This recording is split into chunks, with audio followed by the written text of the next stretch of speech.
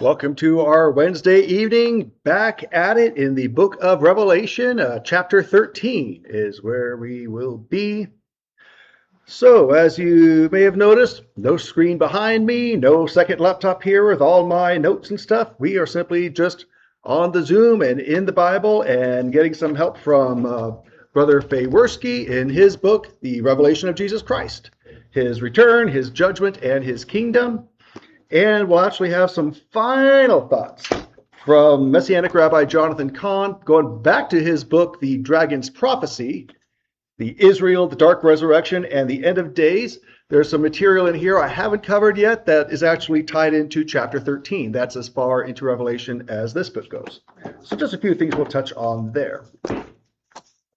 But first, how did we get to Revelation 13? Well, by reading the first 12. So what's happened in the first 12? We had a review session last week. Don't have to go into all the details, but we have, who's writing the book of Revelation? John. He's writing on the island of, he is in exile because of the Roman emperor. Domitian, actually. Domitian is his name. Yes. About the year, a little later, higher, in the 90s, 96, about the year 96. And so if John were in his 20s in the gospel ministry of Jesus, we're 60 years later, so John would be in his 80s now. 80s, yeah, thereabouts. And he is the last living member of the apostles of Jesus Christ. And so while he's in exile on this island, he is given a revelation of Jesus Christ. And so in the first couple chapters there, he's told to write letters to the 7 churches of Asia, which are Asia Minor, which is modern Turkey. They kind of form a ring in that area. And so that's first 2-3 chapter takes you to chapter 3 there. Chapter 4, he's given a vision of the scene of heaven. Chapter 5, we have the Lamb is worthy to receive the book of the scrolls, and he breaks open the seals. So we have 7 seals. First 4 are the 4 horsemen of the apocalypse, and apocalypse is just the Greek word for revealing. And so when you hear apocalypse, those are the 4 horsemen of the revealing, the unveiling, the pulling away of the veil. And so the making known of what was hitherto unknown. So we have those and the other seals after that. Then we have the 7 trumpets, and then at the end, we're going to have the 7 vials or bowls of God's wrath, which is a whole different ballgame from the events before. So the book of Revelation, the events that are laid out in the book of Revelation are not all laid out in chronological order as you read them. There is oftentimes a going right up to the events of the 7th trumpet, and then going back, and then going right up, and then going back, taking different angle views over the same time period. And a lot of it is focused on those last 3.5 years of the Antichrist ministry, opposing and trying to undo unsuccessfully the 3.5-year ministry of Christ himself. And so Jesus accomplished that in the real-time 70th week since the decree from Ezra chapter 7 of King Artaxerxes of Persia. And the Antichrist is going to have his dark end-time 70th quote-unquote 70th week, where all the stuff said in Daniel is going to be played out, that he will carry out, and we're going to get to that. In fact, we will specifically be dealing with the Antichrist in chapter 13 of Revelation. So let's reread it, get some initial thoughts going, and then we'll take a journey down through it, courtesy of Elder Faworski and his book, and then get a couple thoughts from Jonathan Cahn, and then we'll go from there. And it is A-okay if we don't finish the chapter tonight. We're on no time schedule, time crunch, whatever. This is just us sitting down, pulling up a seat together, going through the Bible, having a conversation. Again, my goal is by the time we're done with this chapter, like the others, everyone will have a familiarity, a comfort level, any of the nervousness or apprehension about it will all be gone. And you'll be able to crack it open at home with a friend. You'll be able to read it. You'll be able to explain it in your own words. And not to the point to where we have chased all different rabbits that can be chased, where we have connected all the different Bible cross-references that can be made. We're not connecting all those dots. This is just introductory, top level. We'll go as deep as you want to as far as any questions you may have. But other than that, this is just getting to know Revelation, and getting to know chapter 13 is where we're starting. So let's read. Revelation 13. And the dragon stood on the sand of the seashore. Then I saw a beast coming up out of the sea, having 10 horns and 7 heads. And on his horns were 10 crowns, and on his heads were blasphemous names. And the beast that I saw was like a leopard, and his feet were like those of a bear, and his mouth like the mouth of a lion. And the dragon gave his power and his throne and great authority. Gave him his power and his throne and great authority. I saw one of his heads as if it had been fatally wounded, and his fatal wound was healed. And the whole earth was amazed and followed after the beast. They worshiped the dragon because he gave his authority to the beast. And they worshiped the beast, saying, "Who is like the beast, and who is able to wage war with him?" A mouth was given to him, speaking arrogant words and blasphemies, and authority to act for 42 months was given to him. And he opened his mouth in blasphemies against God, to blaspheme his name and his tabernacle, that is, those who dwell in heaven.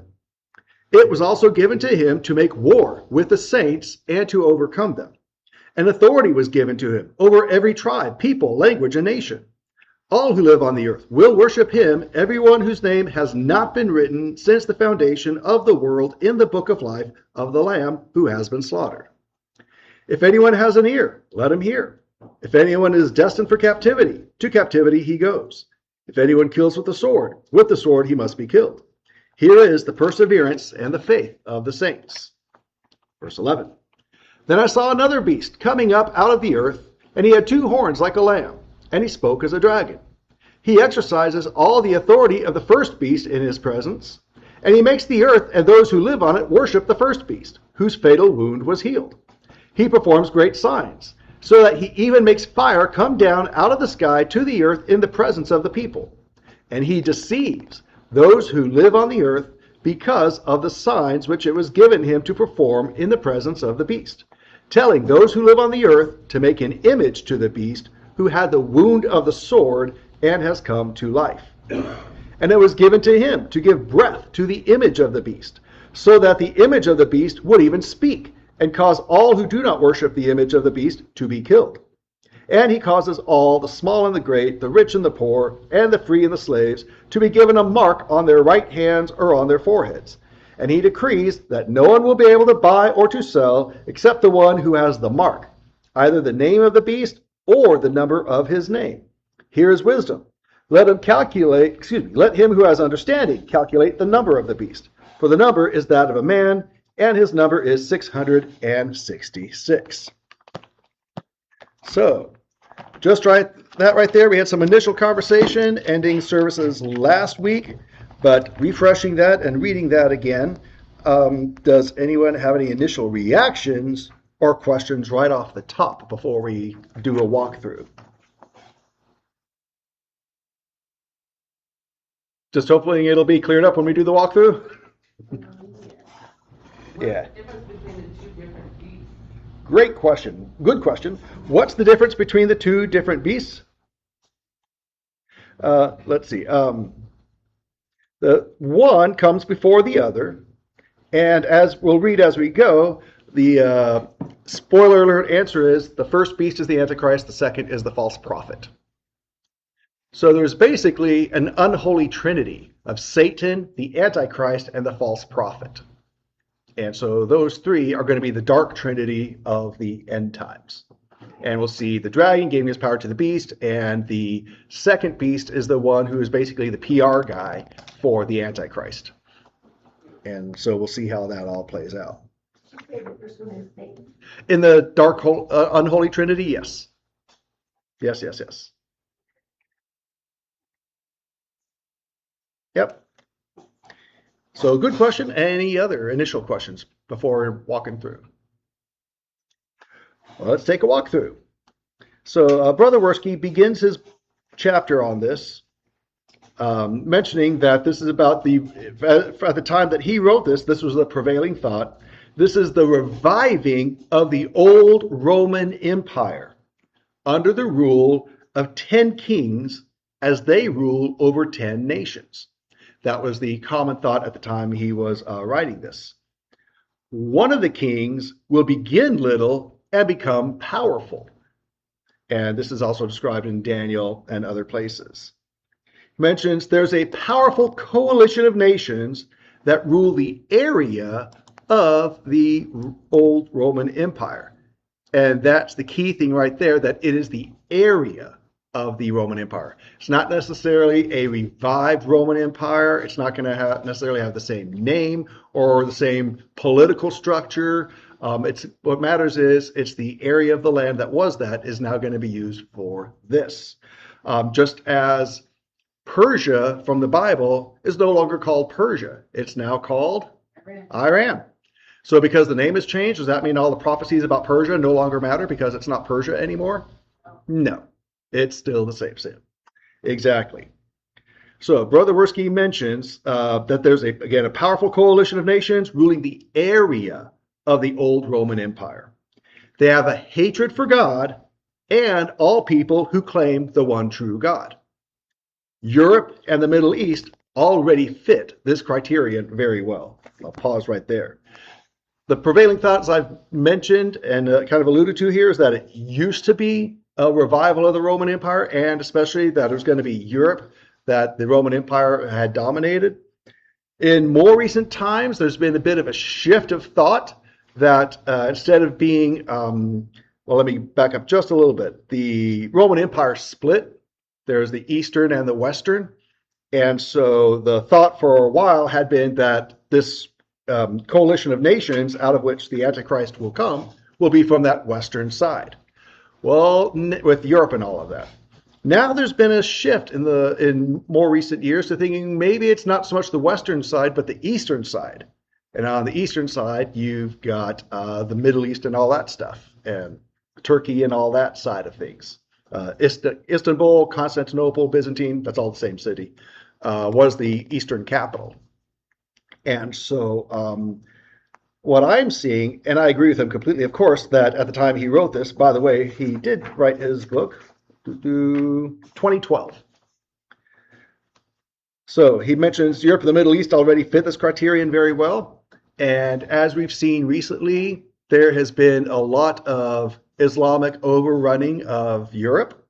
And so the prevailing thought has shifted somewhat to it's not so much going to be a European revival of the old Roman Empire. It's instead of being 10 European nations, maybe it's going to be 10 Islamic Muslim nations.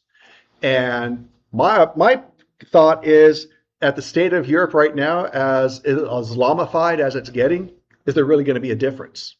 And is it really going to matter? But what the key here is when the Bible is talking about places, it's really talking about the geography, even though the names come and go, but the people of that land. So what used to be the expanded Roman Empire there, out of that land, this coalition of nations is going to be, whether it's variation of the European Union, whether it's Islamic nations officially, or just these nations that have now been Islamified and are going. But what matters is they're going to be united. They're going to be 10 of them, and out of the 10, one of the 10 rises up, small at first, gets bigger. That's going to be the Antichrist. So just on that concept, any questions or thoughts there? Yeah. There was a lady I used to know who said that, like, the reason why Europe has so many Muslims there is because they needed to rebuild after World War II. There was such bombing, and so they wanted like a lot of menial laborers. So he brought their menial laborers from the Middle East into their country and do that work. I would respectfully differ in opinion on that. What really helped Europe rebuild after World War II was the United States' Marshall Plan, and not so much bringing over Middle Eastern laborers. And so I'm not saying they were of no effect, and that the amount that they brought over didn't give us the Islamification that we have today in the 21st century. And so what's happened is, just as Jonathan Cahn has said, and I've kind of said myself, my phrase has been, when God's off the table, anything goes. And his point is quoting Jesus in Matthew 13, when Jesus gives the parable, when the house is emptied, then evil loves a vacuum. And that's when the demons come in and say, hey, you may have kicked the demon out, but then when you've gotten rid of Christ, then the demons come back worse than before. And so that's because the nations were heathen before Christ. They were Christianized. The West was, the East was not. And so now that the West has abandoned its Christianity, now it's left a hole, a vacuum for evil to fill. And I want to make sure we're clear, and I know everyone is, but it's important to just be on record saying, when we talk about Islam overrunning Europe, what we're talking about is the radical, fundamental, anti-Judeo-Christian God attitude, to the point where they are violent, they are globalist, they are jihadi, they are expansionist, and so wanting to dominate and overrule and overrun, which they're doing. And so we're not talking about, and yes, we can go into the details and the doctrines of the religion and the issues that are there, the issues with the Quran. That's a separate conversation for a separate time. But there is a Islamic movement that is seeking to overtake and overrun and smother out and stamp out and kill out and wipe out Judeo-Christian influence in the Judeo-Christian God. And so the idea here is less of the, well, it's going to be West or is it East? I don't think it's going to matter. I think it's going to be a blurring of it all, because again, once God's off the table, it's all a mess. It's all, if it's not God, it's anti-God. And so there's no room in the middle. And so that's what it's going to be.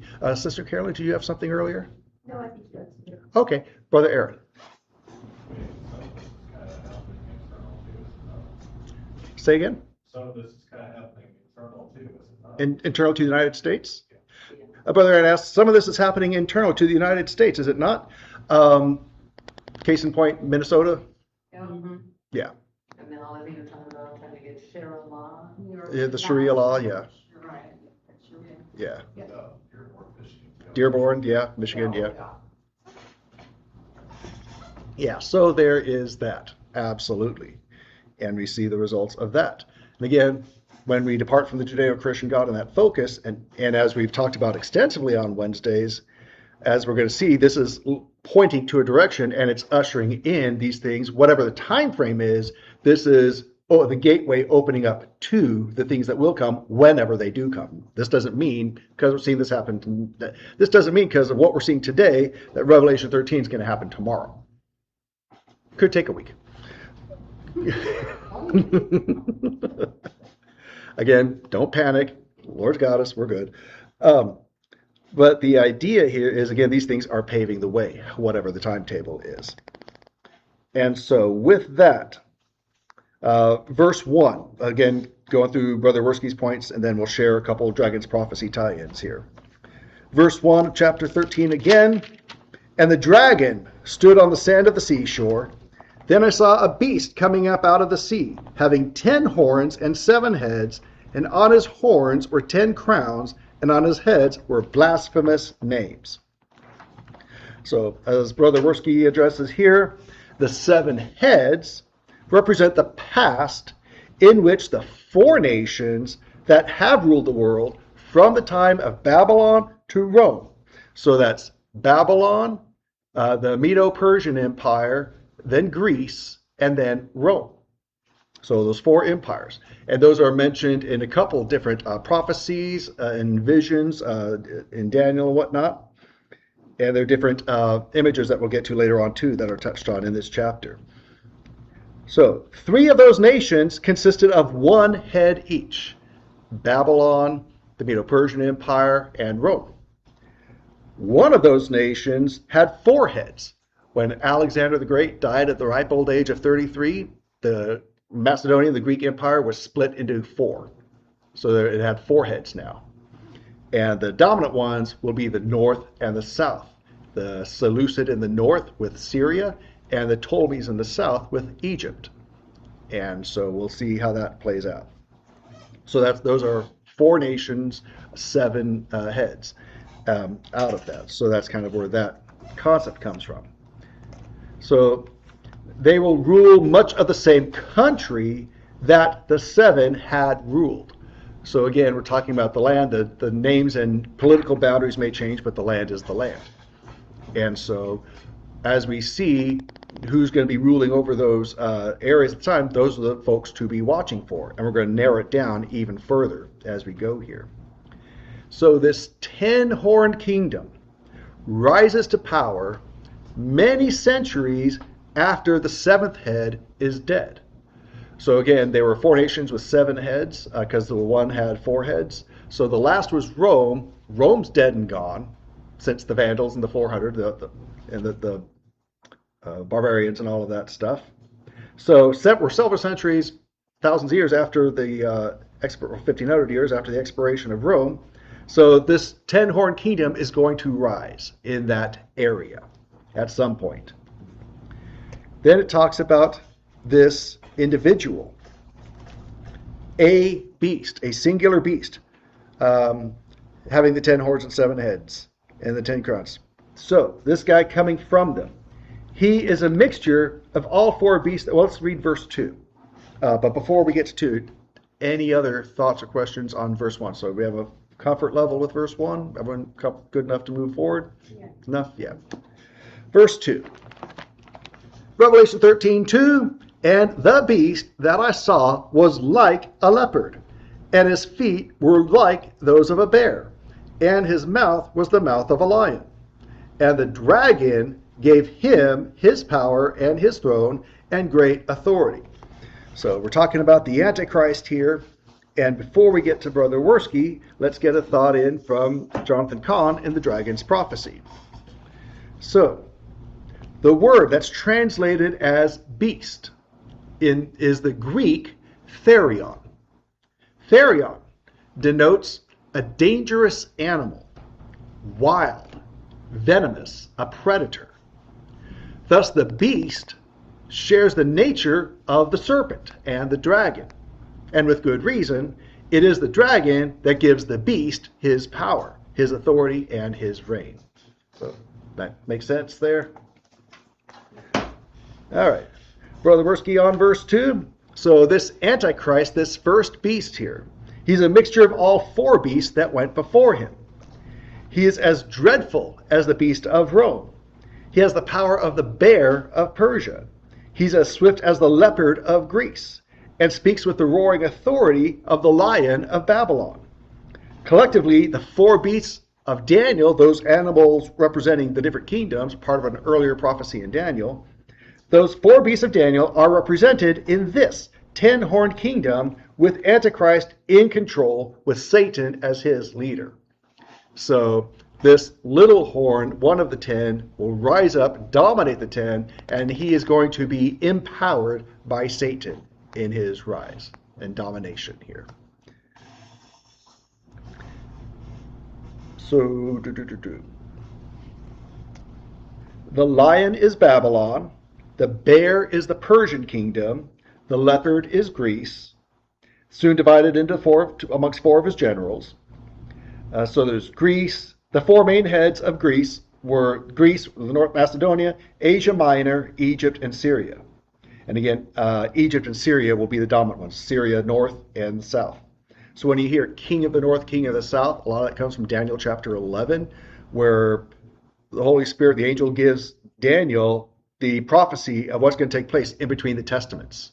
You read Daniel 11, you're reading in between the testaments. Everything he says, it plays out with amazing accuracy, to which many people say Daniel had to be written after the fact because it's just too accurate for what's said in Daniel chapter 11.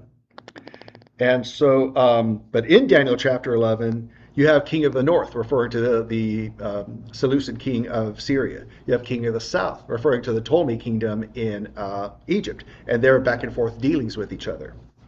The time of the Maccabees, where we get the Feast of Hanukkah, Feast of Dedication, that took place during the time in between the Testaments. That was a Seleucid king, Antiochus Epiphanes IV, who came in as a foreshadowing of the Antichrist and desecrated the temple and all of that. And it was the Maccabees successfully revolting against him and getting him out and rededicating the temple, and the miracle of the oil for the light sustaining that gave birth to the Feast of Dedication, because it was a rededication after that defilement. But that was a king of the north, foreshadowing of the Antichrist.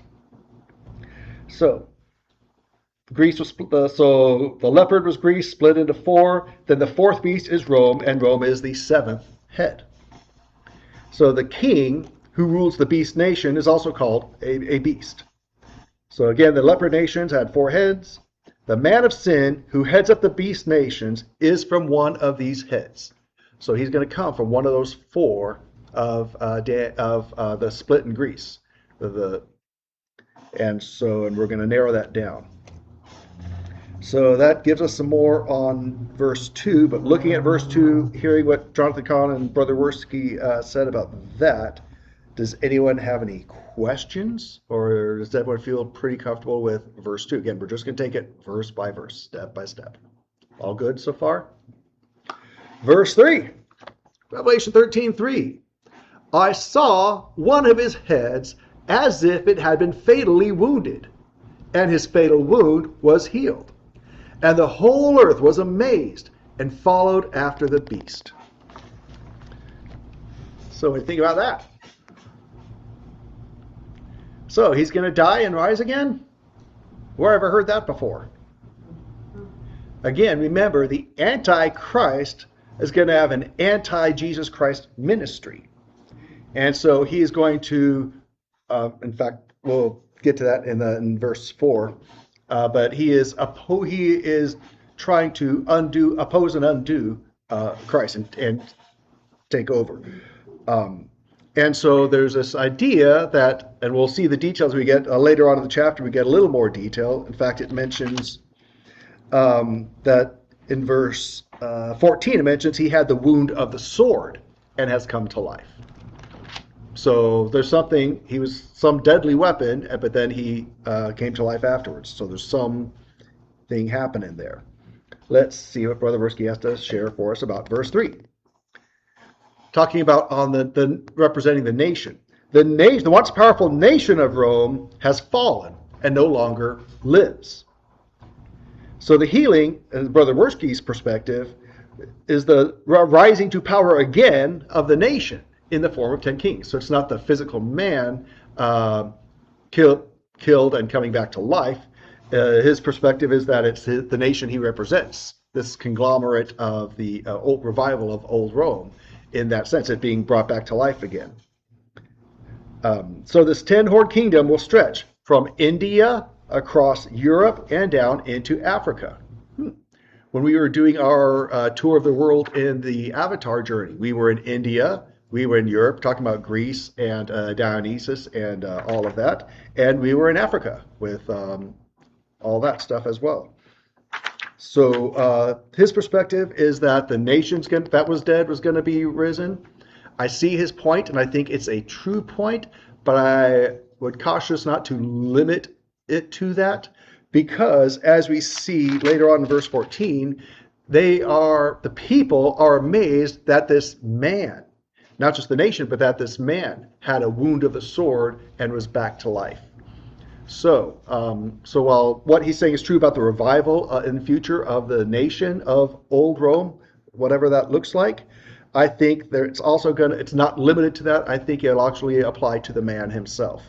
Now, am I saying the man is actually going to be physically dead and physically resurrect? I don't think so. That is something that God has the power of life over death, life and death. And so Satan does not. And so Satan can't bring back to life. And so I don't see that happening. And I could be wrong, but I don't see God bringing back the Antichrist to life, so just so that all these plans will play out. So it mentions there's going to be a lot of delusion and deception. So think of AI right now, especially when we start talking about the image and things later on. I'm imagining it's going to be, as we move forward with technology, it's going to be harder and harder for video evidence to even be admissible in court because it's so easily faked and manipulated. Thank you. Good, excellent word for it. And so, how many of most people in the world are not going to be where the Antichrist is to physically see in their physical presence him dead and him risen again? How are they going to see it? Ah, Yeah. Streaming live. streaming live. Yeah. So, grounds, plenty of feeding ground for manipulation of the imagery. Yeah. So, but it's going to. What matters is it's going to be believed, and that's the key there. And because it's going to be believed, all the other things are going to follow with that. So those are thoughts on him having a fatal wound and his fatal wound being healed. I think Brother Worski's right about the revival of the Rome thing and that being one of the heads that comes back. But also we see there it involves the man too, especially when we get to verse 14. Any thoughts, questions on dead and alive again? And that makes sense, because I always thought down through the years that that was the main point where people started turning to him and believing in him. Yes. So if they did through AI, because even now, I go on some, and I don't do a lot of on my phone, but they're so real, the people, and they're talking, and they're doing, and it's not even them, the like movie stars that Yeah. they put on. Wait a minute. You mean Paula Abdul was not dancing with Gene Kelly and Fred Astaire? Next, you're going to tell me that the actor Bob Hoskins wasn't there with Bugs Bunny and Daffy Duck and Roger Rabbit and all of them. Yeah. Sorry. No, and that was then. True confession. When I saw Forrest Gump in the theater, I really thought Gary Sinise had no legs. I did not know that Lieutenant Dan's legs were erased by technology. Now, when I saw Jurassic Park, I knew the dinosaurs were real, but I had no idea they could do that. I had no idea they could erase his legs with technology and all that stuff at the time I watched it. So yeah, learn as you go. So people can be deceived quite readily and easily. So that's that. So we move on to verse 4. Revelation 13:4. They worshipped the dragon because he gave his authority to the beast. And they worshipped the beast, saying, "Who is like the beast, and who is able to wage war with him?" Any initial reactions on verse 4? Yeah, let's get a thought on this from the dragon's prophecy, since this is a prophecy about the dragon here. Yeah. So, in the original Greek, the word Antichrist, quick pause. The word Antichrist is nowhere in the book of Revelation. You won't find it there. He's just referred to as the beast. In the original Greek, the word Antichrist signifies not only one who is against, opposed to, and the antithesis of the Messiah, but one who is his substitute, his alternative, and the one who would take his place. So the Antichrist will mimic the Messiah in order to nullify him. So let me share this thought too. The mystery is not about the people themselves, but the force and agenda that are using them. People themselves have no idea they're being used, which we see throughout history. They're pawns in the hands of a force beyond their knowing. So this is an important reminder while we pray for everyone's salvation and deliverance. We cannot judge individuals by the nations of which they are part or the course that such nations may choose to follow. I really appreciate Prime Minister Benjamin Netanyahu speaking directly to the people of Iran, sidestepping the government and speaking to them directly in one of his addresses. We love the people of Persia, of Iran. This is not a thing, not a problem between you and us. It's this government that's in place right now. Same thing when Reagan went to Moscow with Gorbachev for one of the summits. The Russian people loved Reagan. Reagan loved the Russian people. It was just working things out with the governments that don't always represent the people. I know, shocking. Again, we cannot judge individuals by the nations of which they are part of or the course that such nations may choose to follow. So we must extend mercy to those under its influence and spell. They can change their course, and the mercy of God has no end or limitation. I'm really grateful for him making that point because I don't want us to vilify it. Now, we need to recognize the actions, love the sinner, hate the sin, recognize the actions and the direction, and absolutely stand as we're able to against that and hold that at bay, but love the people and try to break them out of that. In fact, Paul tells, I think it was in one of the letters to Timothy, where he says that when you connect with someone, when you break through to someone, you're bringing them back out of the snares of Satan that they were in. They didn't even realize it. I'm paraphrasing horribly, but that was kind of the thought there. And so, yeah, so there's that focus of the Antichrist. It's not good enough just to, okay, Jesus, you do your thing, I'm going to do my thing. No, I'm not only going to oppose you, I want to replace you. What did Satan want to do? He wanted to sit on the throne. He wanted to kick God out the throne and sit on it himself. It's like dragon, like beast. Like beast, like dragon. It's going to be the same thing there. So, Brother Wersky on verse 4. Interesting observation here. America has fought against totalitarianism before, in the past and present, but here will not interfere. Why?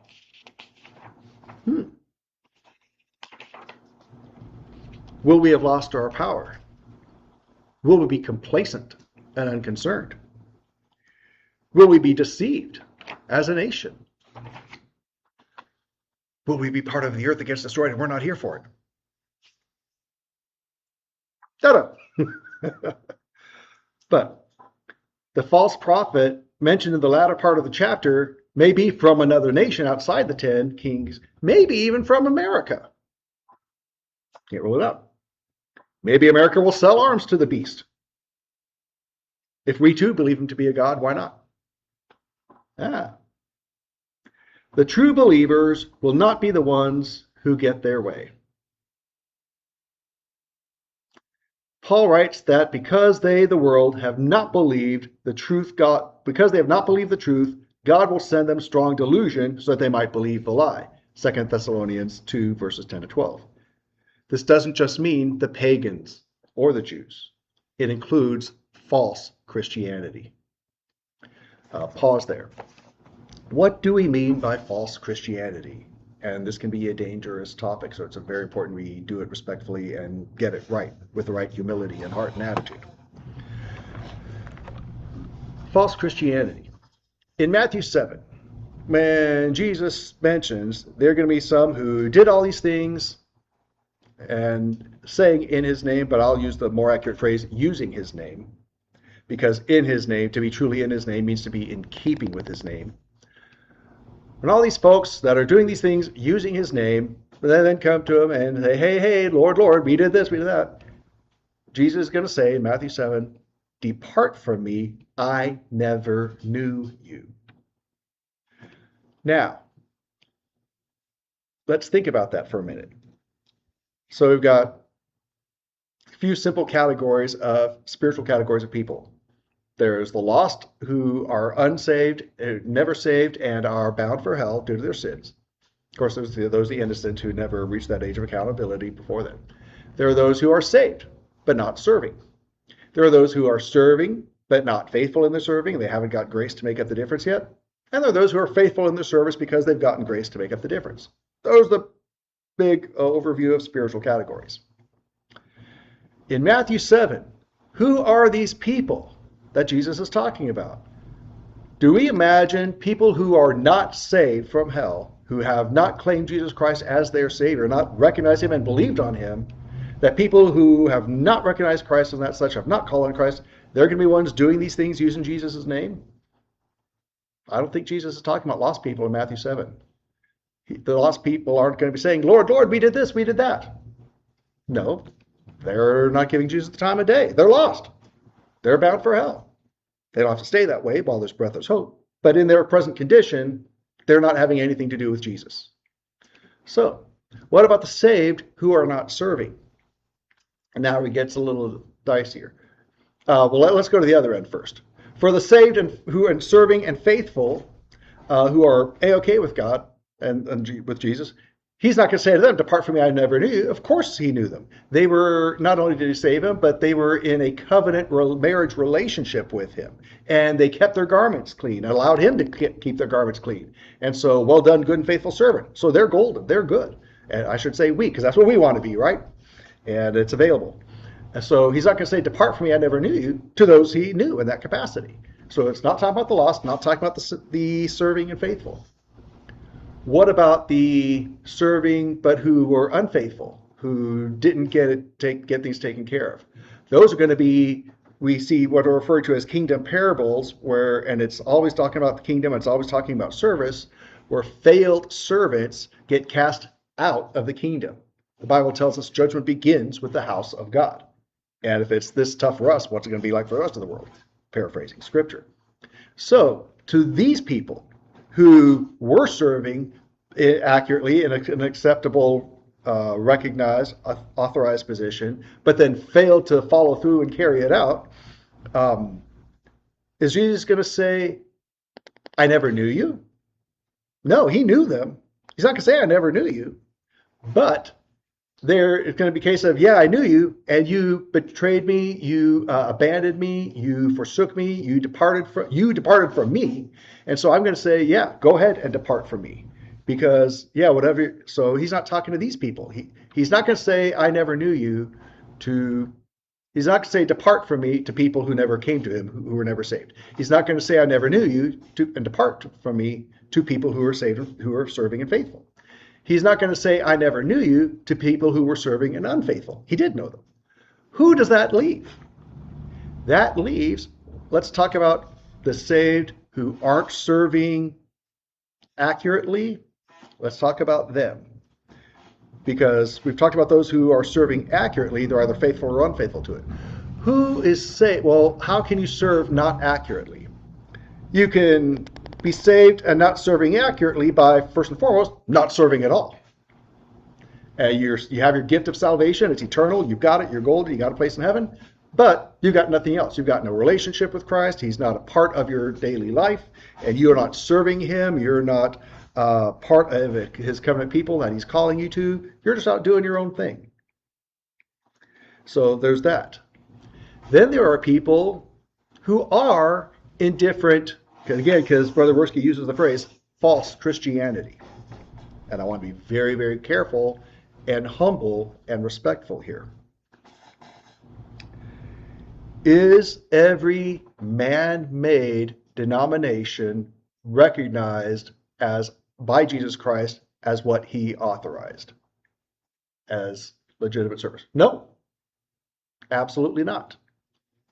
Jesus Christ, as we're seeing in the morning preaching series through the Gospels, Jesus Christ established his church, called his church, ecclesia, called them out, established them, and according to Jesus, that church that he established, that then extended their arm and sponsored and organized another church. Went from Jerusalem to Samaria and on from there, Antioch, and the ministry in the book of Acts and all of that stuff. We see how churches are started, and our church is a continuing extension of that. So, Jesus said, the gates of hell will not prevail against my church that I will build. Jesus said, at the Great Commission, I am with you even to the end of the age. So by those two promises, Jesus confirms that the church he started has always been here, is here right now, and will be here. So that church that Jesus started, does that mean that every place that calls itself a church, all these other denominations, are they automatically a part of that? No, they're not. Now, can people in these other denominations be saved? Absolutely, and many are. You don't even need to have any church or denomination to be saved. That's the beauty of salvation. But what we're talking about here, and again, I have to be very careful and very respectful, and Romans 2 is very important to keep in mind here. False Christianity, we're talking service here, is service that is not what Jesus established, authorized, and recognizes. Meaning, man-made organizations and institutions that were done independently and separately from what Jesus started are not connected to this. Now, can some churches that were connected to this, can they become corrupt and fall out of that position of being recognized and accepted? Absolutely. What was the warning to the Ephesus church? Repent and do the things you did at first. Get back to your first love. If not, I will remove your candlestick. And remember, the candlestick is not the Holy Spirit. We could say the Holy Spirit's the oil, but it's not the candlestick. The candlestick is the vessel that holds the oil. The candlestick, we're told right earlier in chapter 1, the candlesticks are the churches. He tells the Ephesus church, I will remove your church. Now, the church is the people. Does he mean he's going to remove the people? He's going to remove their status as a church. They will no longer be recognized as a church accepted as a church in his eyes. So, false Christianity, not a part of what Jesus started. Does that mean that Jesus rejects, you've got all these good people trying to be good Christians, live good Christian lives, follow the Bible, be good, contributing positive influences in society, witness and get people saved. They're all going to show up because they happen to have been in the wrong denomination, wrong name on the sign outside. God's going to look at them and say, sorry, you all sit over there with the saved people, but y'all ain't coming in here in the Bridal City Kingdom. Is that what we're really saying here? Almost, yes. But Romans chapter 2. Romans chapter 2, Paul writes very powerfully and beautifully, just as the Gentiles coming into the faith, talking about Jew versus Gentile, there's the church versus those outside the church. And just as he talks about circumcision, you could exchange the word circumcision with baptism. And Paul makes the point in Romans 2, if someone who's not a Jew, doesn't have the law, in his heart lives it out, won't his uncircumcision be considered circumcision? Let's talk about baptism now. Let's replace the words. If someone who doesn't have the true church and didn't know about it, didn't see or have access, but if it was in his heart, his or her heart, if it was in their heart and they lived it out and carried it out, won't their unbaptism become baptism? Well, that's God's call to make, and God can make that call. God can accept someone who is faithful in their heart outside, who wasn't part of something inside. Now, what I would say and encourage is that everyone who's living and breathing has an opportunity to find the church that Jesus started and come to it. How bad do you want it? It's the pearl of great price. What are you willing to give up and sacrifice and leave behind to go get it and go find it? How much does it mean to you? Christ purchased the church with his blood. That's how much it meant to him. So a lot of people will take the easy way. Service is not for everyone, which is a shocking statement. I was shocked when my first pastor, Brother Dan Mader in Tehachapi, said it, but it's a true statement. It's available for everyone. Not everyone is up to it. Not everyone is willing. Not everyone is determined and resolved enough. Not everyone sees the value enough. So it's not going to happen.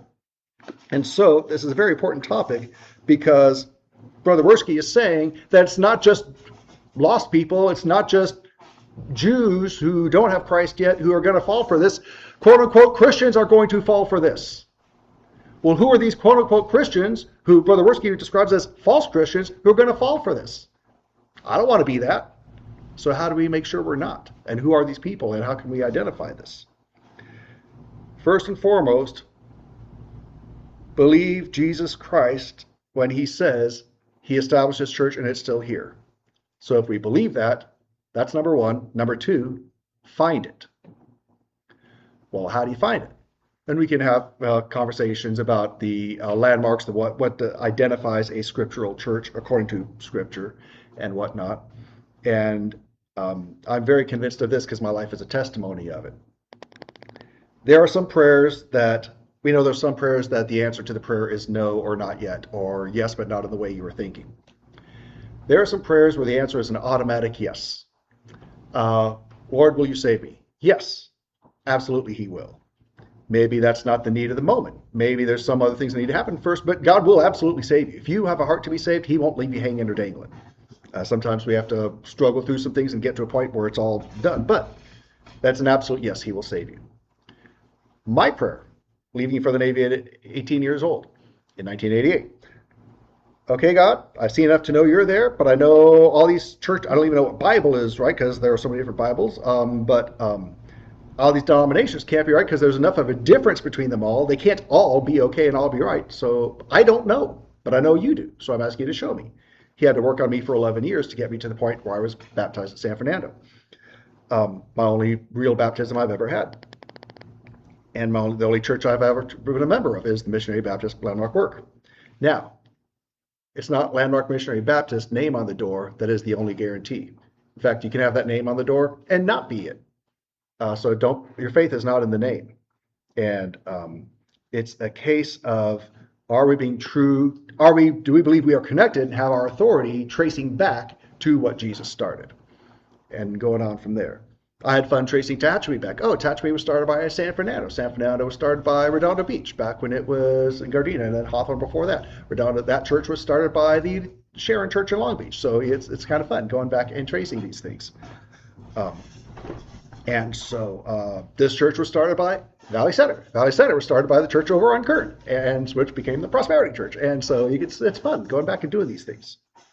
But recognizing that first we are part of that lineage by the grace of God, and then we are being faithful to his word and carrying out.